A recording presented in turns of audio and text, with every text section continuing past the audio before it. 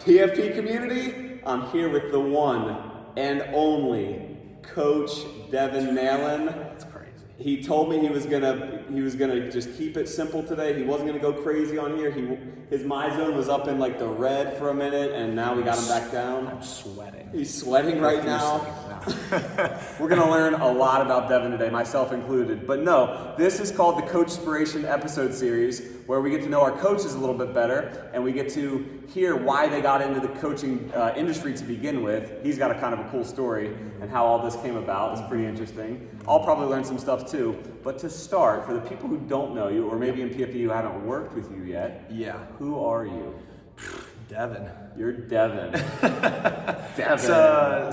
So yeah, Devin Naylon. I am 25 years Naylon. old. Yeah, well. I learned something new. Did you guys know it's Naylon? Turns out that A is real sharp.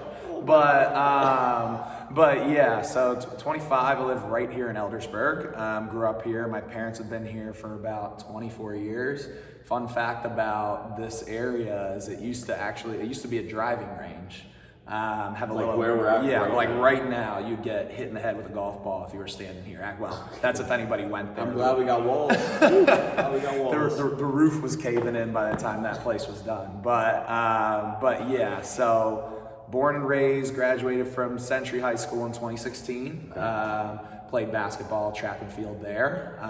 Went to Penn State, graduated in 2020, and here we are after a little detour through sales, but we made it here where I'm supposed to be. So it was about a year ago, I think, roughly, maybe a little bit less than a year ago. That we actually, it might be a little bit over. I think I started in late August of last year. Late August, okay. 2022.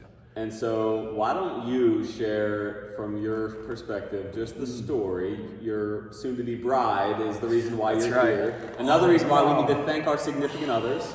The plaques in the back. Elise, can I have the plaque? Sorry, I need props. But yes, so my fiance Jess Bayuk grew up in Frederick, working out with yours truly here, while she was doing. I'm Andrew, by the way. Some of y'all might not know me. Yeah, how do you say your last name? Simpson. Oh, sick. And now, see, I would have said that wrong too. Simpson. But yeah. So long time ago, back. She's gonna love you for this, by the way. Not even early PFP days. It was even before that. This is why Devin is. This is why Devin's in PFP, and why why I am the man I am today. But so yeah, in pageants and then dance as well. Yep. Wanted to work out, get stronger. I don't know what were her goals. Dude, I don't remember, man. She was like, I was only like 23. This is 10 years ago. Yeah. And I just remember she came in for a workout, and I was just, at that point, I was trying not to kill people. Because I've heard horror stories of trainers like just demolishing people. So I don't know. She might tell you that I did crush her, but besides the point. Besides the point, yes. So I guess just to give you an idea of how I ended up here in coaching, and that kind of all comes into how I ended up at PFP. I always thought my life would be full of an occupation or a job with requirements or tasks of me that I just enjoyed. And I always thought that started with me, like just me. Like, what do I like? What do I want for me? And that's where I decided, okay, I like sports. So where do you go when you like sports? You think about business, you think about all that sort of stuff. You obviously think about training as well. But Sports agent was definitely on that list. Yeah. So I went to Penn State with the idea of going into sports marketing, because I thought it'd be an awesome idea to be on the sidelines, part of those marketing activations, getting to know all the players and all that stuff. And there's a lot of stories to that. You know, professional athletes are just people too, by the way.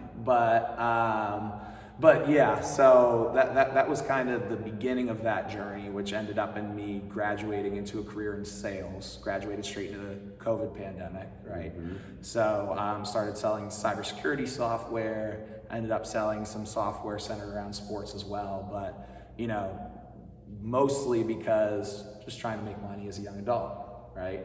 But not realizing that the fulfillment that I was searching for was not going to end up being me enjoying what I do in my own little bubble, but also bringing other people into that and then quickly realizing through some other club positions that I have. I was the president of the sports business club for a while at Penn State, doing all kinds of stuff, helping others achieve their goals in the sports industry. Yep. And through that and loving that, I think then realized that it wasn't just that sports marketing piece or anything of the sort. It was, I enjoy helping others be the best versions of themselves. And so fitness kind of meshed with that. Jess who knows me so well, started to recognize that, you know, the whole sales thing, like even though we were making great money, of course, right, all that sort of stuff, living in Arlington, Virginia and all that, just it wasn't what made me happy, because it was purely for me, and that's not the person I feel like I am, or I've grown to learn that I am. So yeah, we got connected. Andrew and I got connected through Jess, had a little discussion, and then it was like off to the races immediately. Well, hold on. But you guys come into PFP. You got to get this. Like, this is such a God story. They come into PFP. Devin comes in for a tour. At the time, Jess did not know this. I'm almost positive she didn't know PFP's plans for expansion. Oh, yeah. Okay, so they walk into PFP, and Devin's getting a tour, we meet each other, he's like, you know, maybe thinking like, oh, maybe someday I'll be like in the training industry. Right. And I'm like, well, did you know we're expanding? He's like, no. I was like, yeah, we're expanding. And that was it. And then later on in that conversation, I'm like, so where are you from? He's like, Eldersburg, Maryland. I'm like, where in Eldersburg, Maryland? I didn't realize it was like tiny, right? It's like, if you live in Eldersburg, Maryland, you know everywhere in Eldersburg, Maryland. Guys, he is a rock's throw away from this place. In PFP, right then and there, my jaw just dropped. I'm like, I was like, Jess, do you know where we're opening up another PFP? She's like, no. I was like, next to Devin's house. Like, we're neighbors, right? And so that was where it was just like, man, okay. So anyway, so then we're off to the races. You pretty much soon after that, I mean, it was within a couple weeks that you applied and you were like, you accepted the offer. Oh, for sure. Yeah, right? To start as an apprentice. I was gonna say, you accepted the huge offer. It was just this huge signing bonus of like, come work for free on top of your other jobs, you know, franchise tags and all that. Yeah. So and then how did you know, like, during that time that like this is for you? This was, because you didn't like fully commit at that time. You were like, I'm just gonna give my best effort. Yeah. How did you know? I mean, I think at the end of the day, this is something I always something I always saw myself doing as a side project to one day like achieve a dream of it being full time, right? Being able to spend time with people in the gym, which is where, you know, I spent a lot of time already ever since like middle school. Right. So that was a long-term dream. The second I walked into the facility, I was like, this place has everything I would ever need, first of all, like from a need I perspective. get my workouts in. Exactly.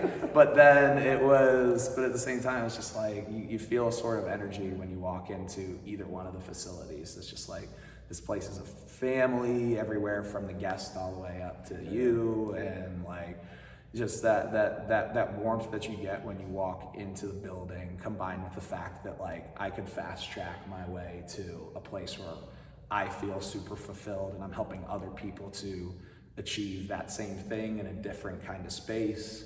It was too good to pass up at the time. So. And then you officially became full-time and you left your other job. I did. So that was probably in April of 2023. Yeah, of 2023, yeah, this April. I was doing a little bit of both up until now, till basically when I couldn't do both. And we have all these wonderful people here that, you know, deserve so much of our attention and, you know, the hopefully detail that we share with them to help them achieve their goals. So at that point it was like, I can't split my attention anymore. Yeah. I need to be here fully present because the people here in Eldersburg deserve it. Yeah. So. Dude, I want to like park here for a minute, because in the beginning of this, you had said that you thought that the secret to your happiness in your career was going to come from getting what you wanted from within. Yeah. From within, and you realized it was going to be giving more of yourself, right? Absolutely. And I would say the secret to living is giving, right? It's no secret, but for a lot of people it is a secret because they're always trying to find it and they don't realize it's about giving more. Yeah.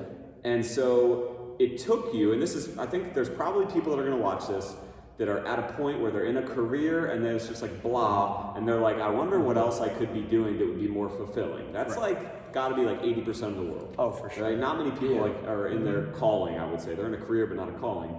And in just 7 months, you were able to go from only being in the thing that you didn't enjoy doing at all but that made you money to stepping into something in addition to it. And obviously that wasn't easy to do both. Yeah. But then it's like, I think sometimes people think like I could never do that because I can't give that one thing up to get to the other. Yeah. 7 months. Yeah. And you were there. And you probably could have left earlier if you really wanted to, right? And I tell, and you know, it definitely, you know, if we're even talking money-wise, like that isn't the only thing. Like the last job that I did, I was very comfortable in, and the community that I had at my like past sales job, they were fantastic. Like the work that I was doing was great, but not as fulfilling as this. And it was just, we needed to take that leap at some point. And I think Jess obviously helped me discover that in myself. But I think I tell this to a lot of the athletes here, specifically when I'm working with them. It's like, you think of them as a multi-billion-dollar company and you see their logo everywhere, it's Nike, right? Like I've always been, you know, I got Adidas on right now and stuff like that. Like I don't always wear Nike, I don't always like, but I really feel like, especially through college and into now early adulthood, it's like that tagline, just do it, is just so powerful. Like to think about. It's like if you can go and tell yourself like, what am I waiting on exactly? You will break down so many personal barriers. That's like, you know, you always hear the phrase get comfortable being uncomfortable or something along those lines, right? Like I tried, especially in school and then just after, it's like, let's live in that space and see how I change in that way. So it's like, jumping from what was extremely safe and by no means like, you know, there are a lot of people who want to be in sports or in marketing or in sales that would have loved the position that I was in, but that wasn't me. And just being and that me being comfortable in that space was just like, well, obviously something needs to change, because me being uncomfortable in that sales space wasn't something that I wanted to pursue. It's like, let's make that jump, just be you, make the jump, just do it, all that sort of stuff. So I feel that slogan very heavily, and I try to apply it to a lot of spaces in my life. And I think that that mindset that I've molded myself into has helped with that jump. So I would assume that the people in the PFP Eldersburg community already know this about you. They know that you're a pretty independent thinker. You probably don't really care too much what other people think about you. You like to bring the energy, and you are. But I'm very curious about this. Did you have any aspect of what are people going to think? Or did you have any identity attachment to being this successful business guy? That you had to detach from, that was a barrier for you? Absolutely. All of my friends at Penn State, great friends, are still in that space, and they deserve to be there doing exactly what they want to do. But you know, you think sports business club, well, that's just a club at Penn State, whatever. We didn't at Penn State, there is not a like defined path to get into sports marketing or sports management. There is not a major or anything. You have to get involved in the club. So everybody that wanted to be in that space was in this club, and it was my face sitting right up at the front of all of them, right? So it's like, do I need to push myself into this space and be this person that I've told everybody I wanted to be, or am I gonna go do my own thing and then be happy with the work that I did, right? And I figured obviously the latter was better for me, and then made that jump. So I mean, friends, family as well, like, you know, situations such as, you know, living in Arlington and stuff like that, being in a young, hip, whatever you call it, area of the country, upscale community, all that sort of stuff, making the leap, it was just like, this is where I belong. And I figured that out very quickly. It's way more comfortable, and, you know, trying to be somebody else is not something I ever want to do. If I ever catch myself doing that, then or if, you know, this one will catch me first, Jess will catch me first. But but just like bring me back to reality, say like, I don't need to be that person that goes to the she wherever to be somebody. It's like I have my people here that need me, right? Or that I hope would feel that way, but or enjoy, get something out of being here with us, and this is just where I belong. So I own that. What is the most infectious or motivating part of what you do? What you get to do every day now? I mean, it's little, it's not even, we have the in-body machine here, like people get the results there, all that sort of stuff. And obviously bringing results is number one on the list, other than getting through a workout safely. Yeah. But it's the little things, like we have a adult here now who needs some help on some movements, other stuff, like back isn't quite where it used to be, all that sort of stuff. Walks with a cane now. She's amazing. If you know who I'm talking about, you already know who I'm talking about, because she brings energy every time she steps in the door. But she jumped and she was elated by it. And it's like, that's so amazing, because she probably hasn't gotten both feet off the ground in a very long time on her own. So it's like, it's little things like helping people either get through life without pain, or achieve something they couldn't achieve before, didn't think was even possible for them. That pushes me and drives me to come back every morning and say, who can I do that for today? And I think that's the strongest motivator for me. It's nothing that I see in there, unless people are excited about their in-body results. That's great, and obviously we want to see those, and that excites me as well. But it's like, did you just push 500 pounds on a sled? Like, did you just do that? So I think it's that piece that's like I've always been obsessed with. I feel like elite athletic performance. Like, you watch LeBron James highlights and you're like, this man is a freak and he's amazing and everything he does. But at the end of the day, everybody has the capability to do something special in their own way. Yeah. And finding that for everybody, I think, is what pushes me. Yeah.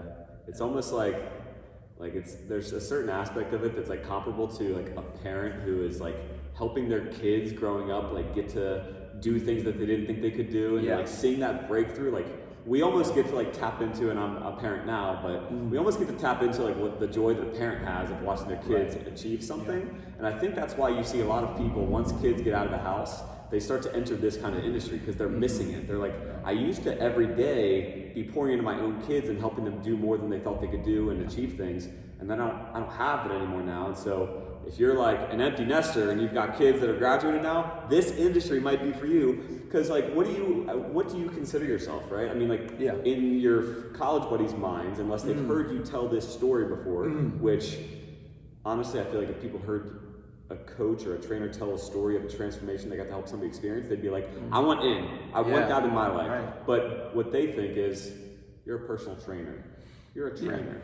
What do you consider yourself? Well, besides a goofball, I love the word. I mean, I love the word coach.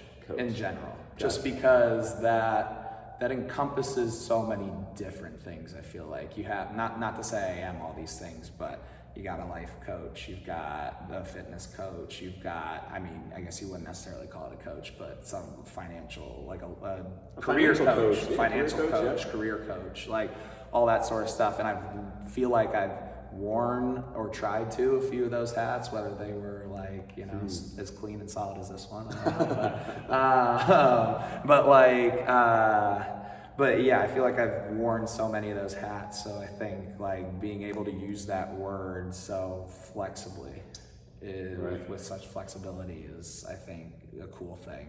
So I would love to, be that for whoever needs me to be. I mean, I'll be the first one to say that's not, like, I'm not a career coach.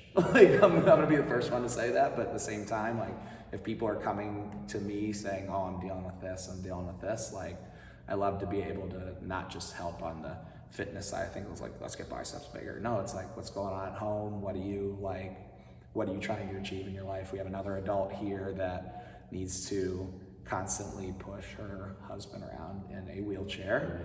So she comes in and pushes the sled every day.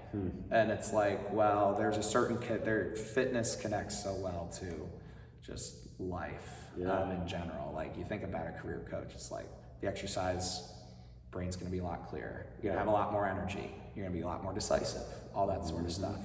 So just as an example, but I love the word coach just in general. Well, and what you said, like asking somebody that question is it's just common for you now to ask a person, what do you want to achieve in your life? But like, when is the last time you've been asked that question by someone who's not maybe a coach of PFP? Like, it's a question I don't get asked by anyone unless they're my coach, right? Like, so like that alone is valuable for a person to have somebody who's asking them questions about their life and not just telling them what to do all day long. Yeah. Right? If you're an employee of a business, right, like you're typically being told what to do. If you're a parent, you're still being told what to do. And so, man, like being a coach though, right? Being able to ask people questions, right? Again, because you're interested in them. So anyway, that maybe leads us to one of the last questions, which is what would you say are like the best qualities of a life-transforming coach? Because when a person asks me, what do I do? This I got from my mentor, Todd Durkin. When people would ask him what he would do, for a long time he would say personal trainer, and then they would have a picture in their mind of, oh, I know what that is. No thanks. Then one day on an airplane, somebody said, so what do you do? And he looked at them, he said, I'm a life transformer. And the person was like, They like tell me more, right? Turn into a pickup truck after that, or that would be sick.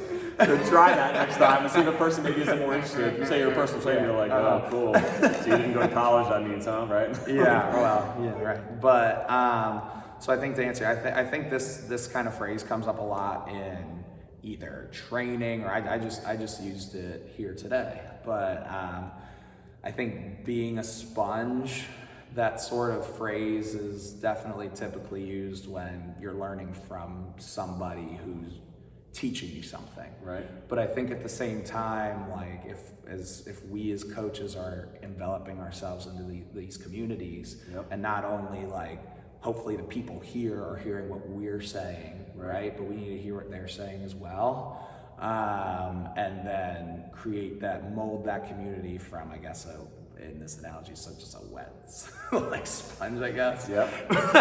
Makes sense. I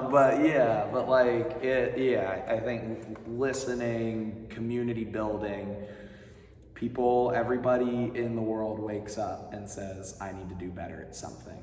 But unless we're actively listening to them and creating an environment where they can do that, 1, safely, 2, effectively, and 3, in a fun way where they feel like they're a part of something, then they're not going to get what they need.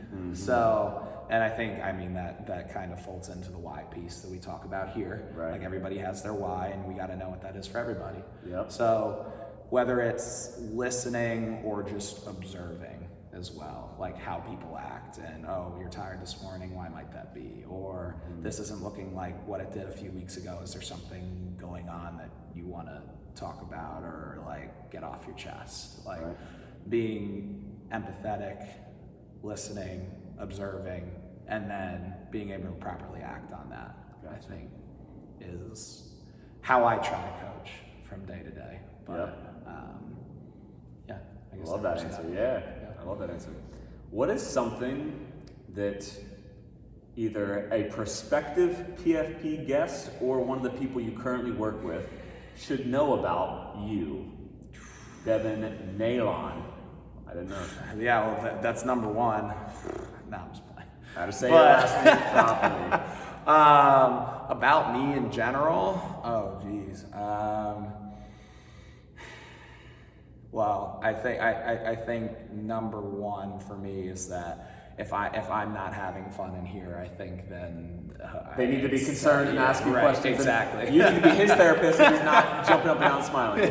Got it. Yeah, right, exactly. But I think a prospective PFP guest in here needs to know that we like to build relationships here, and everybody's relationship's different.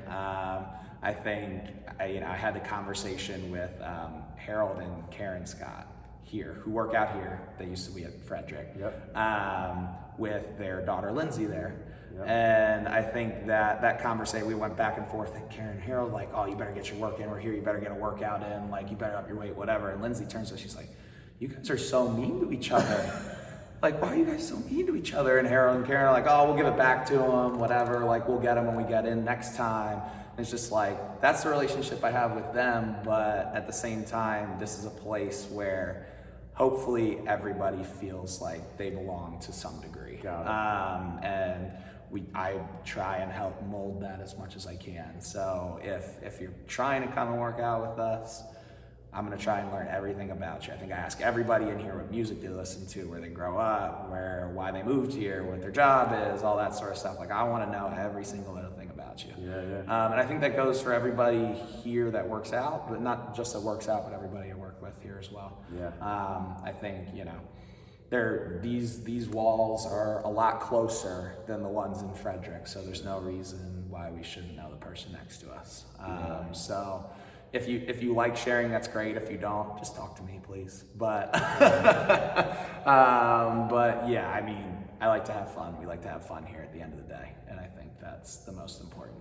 So if Coach Devin is bantering back and forth with you, challenging you a little bit, maybe poking at you, don't take it personally. That's how he's getting that relationship. Or just hit me or something. Or just. Well, brother, I really appreciate what you do here at PFP. Appreciate you too. I've gotten to see a lot of Google reviews with your name in them from people whose lives you've really impacted. I know that makes you uncomfortable. He's going to deflect right now. No, do you want a free fit aid? If you do, leave a Google review. That's it. That's it right there. That's the sales guy in there. No, but man, we appreciate you so much and all you do here. And I know you guys appreciate him as well. So if you have other questions for Devin that I didn't ask, be the interviewer and ask him. But for now, we'll see you guys next time. Go get your workout in. Peace. Come on, let's go.